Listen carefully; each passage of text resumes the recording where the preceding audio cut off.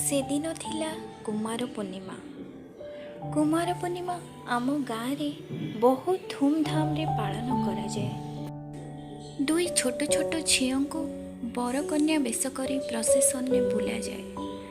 ଆଖପାଖ ଗାଁରେ ବି ପୁରା କମ୍ପିଟିସନ୍ କରନ୍ତି ଆମ ଗାଁ ସହିତ, କିଏ କେତେ ବଡ଼ ପ୍ରସେସନ୍ କରିପାରିବ। ଡିଜେ ଢୋଲରେ ପୁରା ଗାଁ କମ୍ପିଯାଏ। ସବୁ ଝିଅ ଓ ବୋହୂମାନେ ଏକାଠି ହୋଇ ସବୁ ଦାୟିତ୍ୱ ନିଅନ୍ତି। ପୁଅମାନେ ବି ସାହାଯ୍ୟ କରନ୍ତି।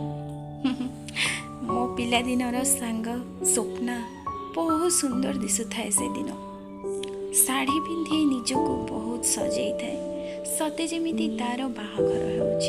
ଛେଉଣ୍ଡ ଝିଅଟା ହାଇସ୍କୁଲ ବି ଯାଇପାରିଲାନି, ସପ୍ତମରୁ ଡୋରି ବାନ୍ଧିଲା। ଆଜି ବି ତା ବୋଉ କଥା ମୋର ମନେ ଅଛି।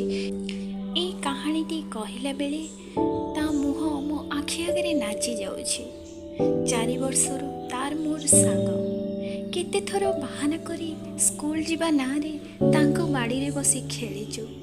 10ମ ପରେ ଡିପ୍ଲୋମା କରିବା ପାଇଁ ମୁଁ କଟକ ଆସିଲି। ତା ପରଠୁ ତାର ମୋର ଆଉ ବେଶୀ ଦେଖା ହୁଏନି। ସେଦିନ କିନ୍ତୁ ମୁଁ ଘରକୁ ଯାଇଥାଏ। ତାର ମୋର ଦେଖା ହେଲୁ, କଥା ହେଲୁ।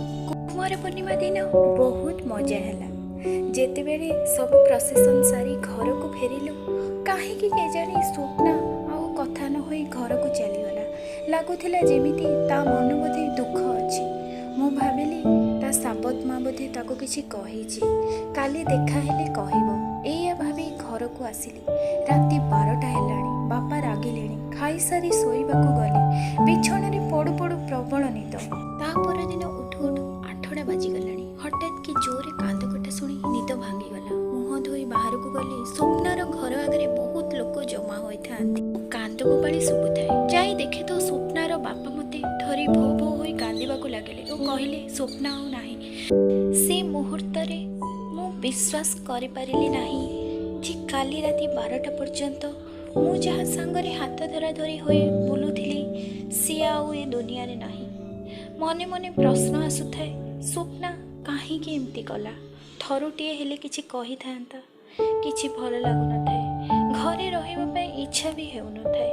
ଖାଲି ତାରି ମୁହଁ ଆଖି ଆଗରେ ନାଚି ଯାଉଥାଏ। 2 ଦିନ ପରେ ମନଟାକୁ ଟିକେ ବଦଳାଇବାକୁ କଟକ ଚାଲି ଆସିଲି।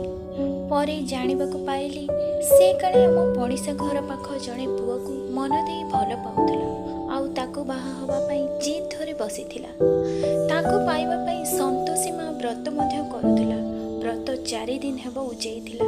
ସେଦିନ କୁମାର ପୂର୍ଣ୍ଣିମା ରାତିରେ ସେ ପୁଅ ବାହା ହେବନି ବୋଲି ସିଧା ମନା କରିଦେବାରୁ ସ୍ୱପ୍ନା ରସି ଲଗେଇଦେଲା। ସାଙ୍ଗମାନେ, ଏଇ ତ ଥିଲା ସ୍ୱପ୍ନାର ଅଧୁରା ପ୍ରେମ କାହାଣୀ। କାହାଣୀଟି ଯଦି ଭଲ ଲାଗିଥାଏ ଚ୍ୟାନେଲଟିକୁ ଲାଇକ୍ କରିଦିଅନ୍ତୁ।